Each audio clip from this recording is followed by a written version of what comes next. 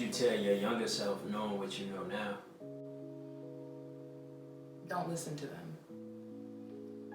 That's what I would say. I would say don't listen to them. And I would say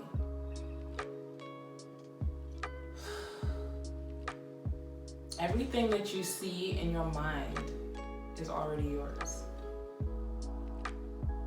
And I feel like I've said this to myself already though. And I probably have. But everything that I've seen since I was a child, like everything has already happened in this life. So I would say this out loud to myself, like, don't be scared of the things that you're seeing in your mind because it's yours. Don't be afraid. Trust your intuition, stop doubting yourself, and to not be naive because not everything is how it seems.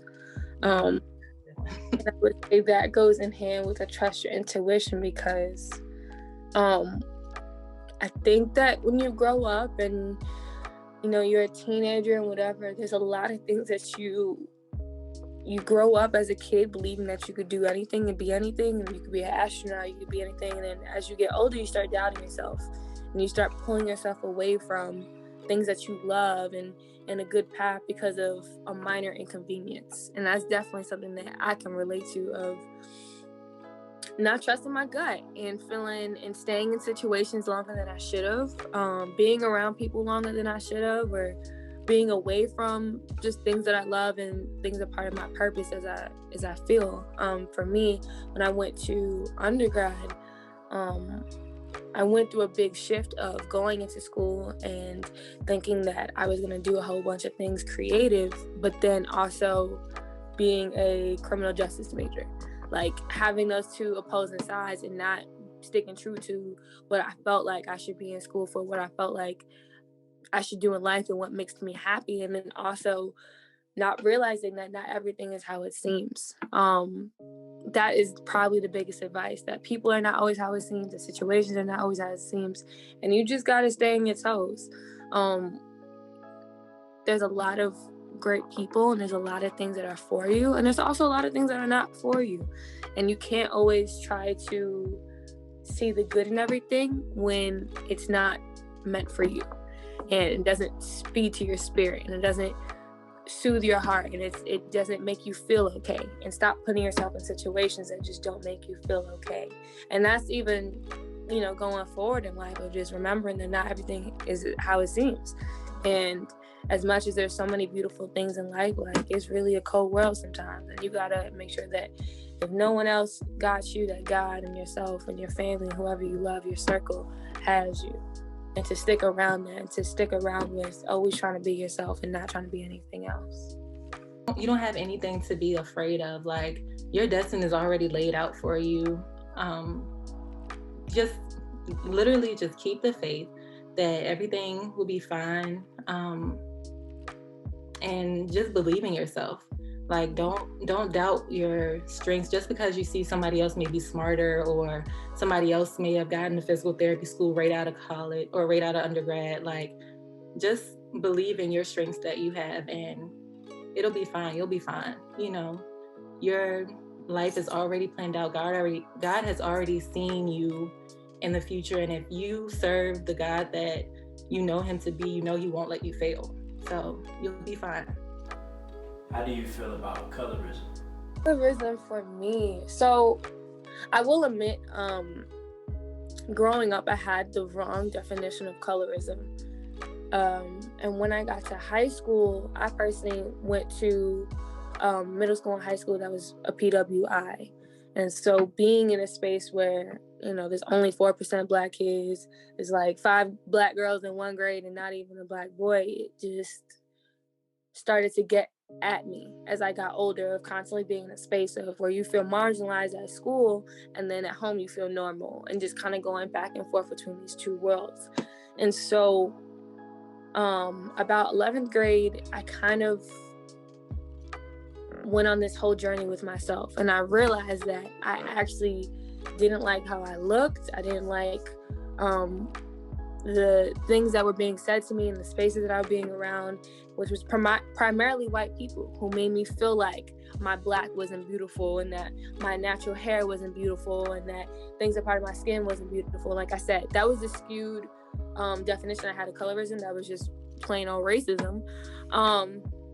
But I would say colorism for me now, as a lighter skinned woman, I've realized again, like going back and forth between these two worlds of like when you're in white spaces that you're not acceptable, and then when you're in spaces where people look like you or black people that you're kind of almost I wouldn't say sexualized, but there's a lot of connotations that come with what light-skinned women are supposed to be, and how we're supposed to be against darker skinned women.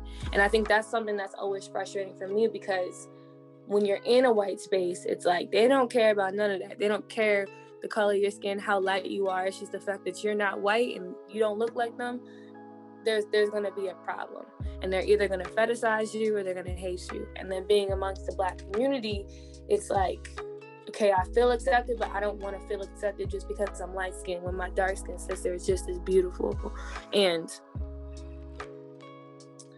I think that it's gotten better, I say now, in society, as far as social media really campaigning and really holding companies accountable, holding people accountable for colorist statements, for non-representation of darker skin and shade, especially in the makeup and the hair community. But at the same time, it's a global issue. And something that really gets people killed and really gets people bullied and really is just a sickness, I feel like, in our world. And I want to hear what you say to kind of like piggyback off of that, because I'm losing my thought a little bit. As far as like being a light skinned person, you always get the joke like, you know, you were the house slave, or like you don't know how it is in the field and stuff like that. You weren't in the field and stuff like that. And to me, I didn't really like, I was just like, whatever.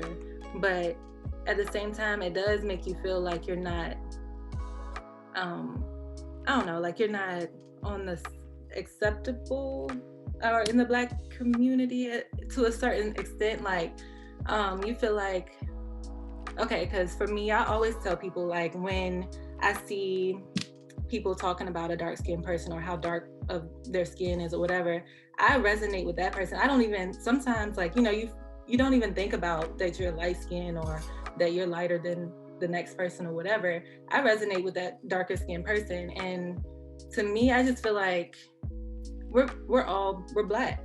Regardless if you're light, if you're mixed, you're still black. You know what I'm saying? So to say that one should be treated better than the other, or one has it better than the other, I don't really feel this. I really don't feel that way.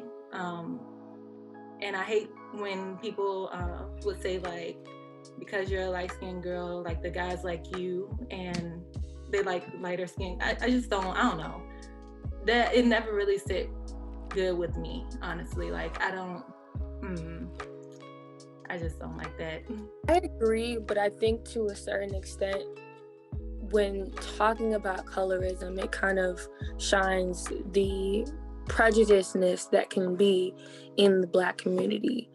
As much as I agree, like as much as I think that as a lighter skinned person, being told that you're not black enough, or being told that, you know, you're trying to be exotic, or, you know, it being a stigma that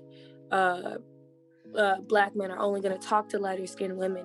At the same time, I do recognize that there is a privilege there. And even myself, as much as I don't feel as though I'm better than any darker skinned person, or that light skin is superior, the whole light skin versus dark skin BS. At the same time, I do recognize there is a privilege that has been given to lighter skinned women like myself, just based on the European beauty standard and based on the standard that was given to us as a template. And I think when it goes back into the black community, it's one of those things where there's self-hatred on both ends of the spectrum, whether you're dark skinned and light skinned. And that's why there has been so many, even like with the whole dark I think it's for dark girls and light girls documentaries, you can see that although there's a vast differences, there is some type of self-hate within both of those groups, just based on what we were told of what is beautiful, that blonde hair and blue eyes is what it's supposed to be. And so if you are darker skin and you don't have that, you don't even have the chance to be passing, whether it's in the entertainment industry, because colorism is still very heavy there, or the modeling industry, or any type of industry where, you know, our features are being highlighted. There is a privilege that lighter skinned people still have, and that's something that, you know, frustrates me. And I don't want people to be confused of like, oh, why does it frustrate you if you are lighter skinned? But it frustrates me to see, because I do recognize that there are, especially Black women, there are a lot of darker skinned women who miss out on opportunities because somebody is sexualizing somebody else and making sure that, you know, they're put in the highlight. And like I said before, I think it's just now where darker skinned women and darker skinned people are getting the representation that they deserve, but there's still not enough to kind of balance out the scale and have us move on really as a community. And so that's something, like, even personally with my business is called Hoops Official, which is a jewelry brand. Being diversity within hoops is not just to even fill a quota, or, you know, what a lot of brands do is they just show a lot of, you know, different color skinned girls just to, you know, get Black people to buy, basically. But it's about the fact that I think showing Black culture and Black beauty really just spans showing the whole diaspora, and actively trying to break that barrier of the conversation about light skin versus dark skin, and having really just a blend of all of us together, especially as Black women. Like, if we are the most disrespected people in society, we especially have to look out for we have to look out for each other, and we have to be able to have that conversation and call each other out when, you know, there's still that colorism that still exists.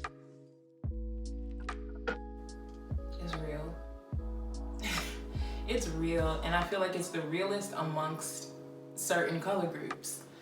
When I lived in Doraville, for example, the Ecuadorians would feel a certain kind of way about the Mexicans.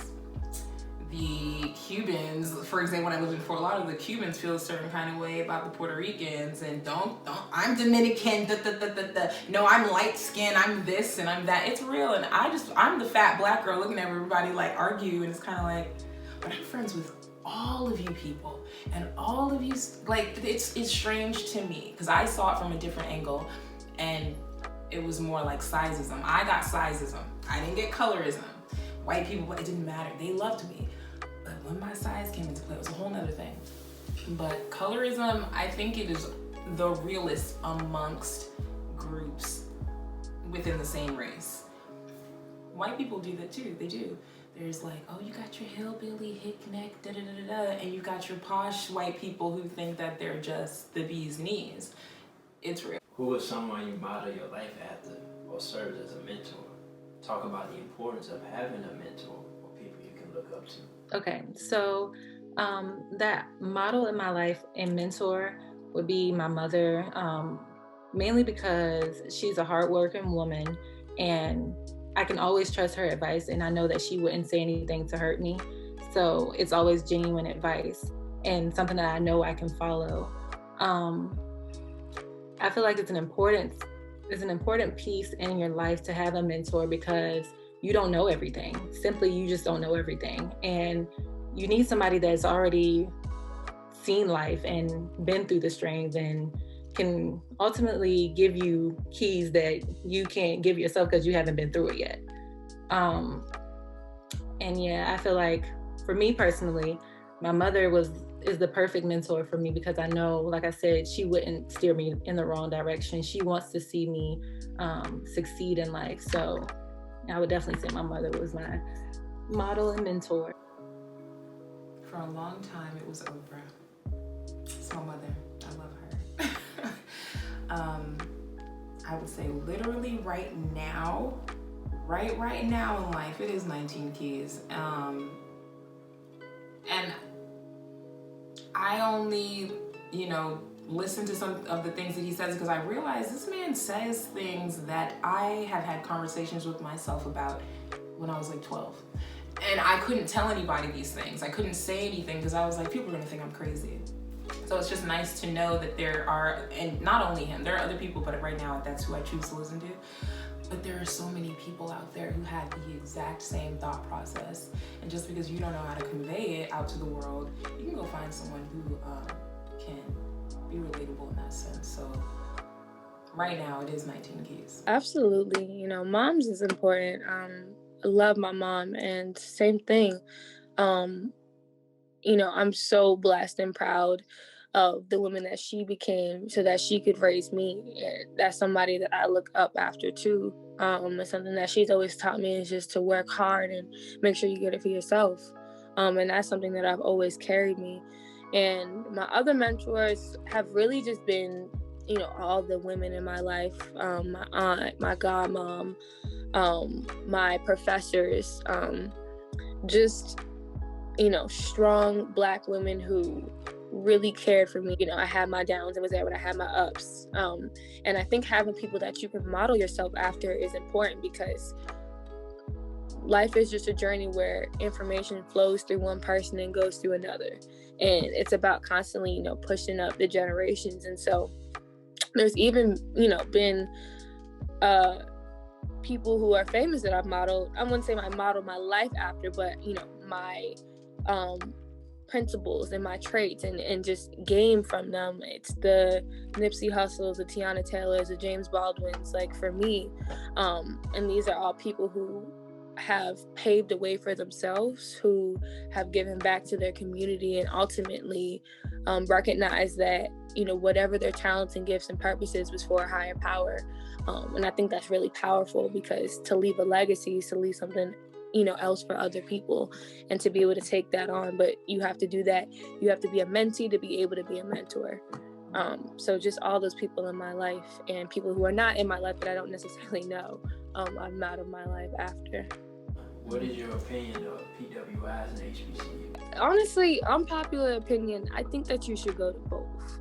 And the reason why I say that is because I am, same thing, so happy that I went to HBCU for undergrad. I went to the Virginia State University. Best could have made. Go HBCUs. But I would say that Black people should go through both, because you go through the trenches at a PWI socially, and you go through the trenches at an HBCU structurally. PWIs will allow you to learn more about yourself, being that you're in a space where people don't look like you. And that can be really hard, but I think it's one of those like things where you're getting thrown into the real world. Like, America is 70% white. You're gonna be in a space at one point in time where you're not with the people who look like you. You're in spaces that are white or with other people of color. And you have to be able to operate in that world. At the same time, also I would say that PWIs also historically have had better resources because of their donors and their faculty members, and really just, you know, privilege. But going to an HBCU, don't get it twisted that we don't also have great opportunities and that we don't have great resources. I think that I've learned way more about business and about the things that I really want to do in life and about community through HBCU. And I said that you kind of have to go through the trenches structurally at a HBCU because, like I said, we're not given the same amount of resources. And I just think we could be honest, and I think it's a known thing that HBCUs have to work better of their administration and just kind of how they handle processes, because it'd be crazy. But I will say again, like, don't get it twisted, like you can't get a great education, that you can't network, and that you can't meet great people. Like, the people that I've left undergrad with are family, professors, students, administration, family, and it has completely, taught me all the things that I need to know of, leaving undergrad and going back into the real world. Well, I went to HBCU, which was an amazing experience. Hampton University, the Hampton University. It was an amazing experience. I feel like I am super glad that I chose to go to a HBCU, but when it comes to the conversation whether you should go to a HBCU or PWI, I feel like personally, and I don't know, maybe I just feel, I don't know, maybe I have like an unbiased opinion, I don't know, but I just feel like go where you can get education. Like it's amazing that a Black person is able to, I mean, like at one point our grandmothers and stuff weren't able to go to universities, period. So the fact that you're able to get a college degree and able to go further than that and get doctorate degrees and stuff like that, that's a blessing. Whether you go to a PWI, HBCU, it's amazing. But yes, I would I would say that the HBCU experience is something that I think people should experience, because it is definitely empowering. It shows you all the Black people that it shows you a lot of strong Black people, successful Black people. But I feel like PWIs, you can still get that access just by looking at social media, like looking at your vice president, like, you know what I mean? Overall, I just feel like Black people, get your education. Like, it's okay whether you go to PWI, whether you go to HBCU, it all, you know, at the end of the day, we're all put in society together at the end of the day. So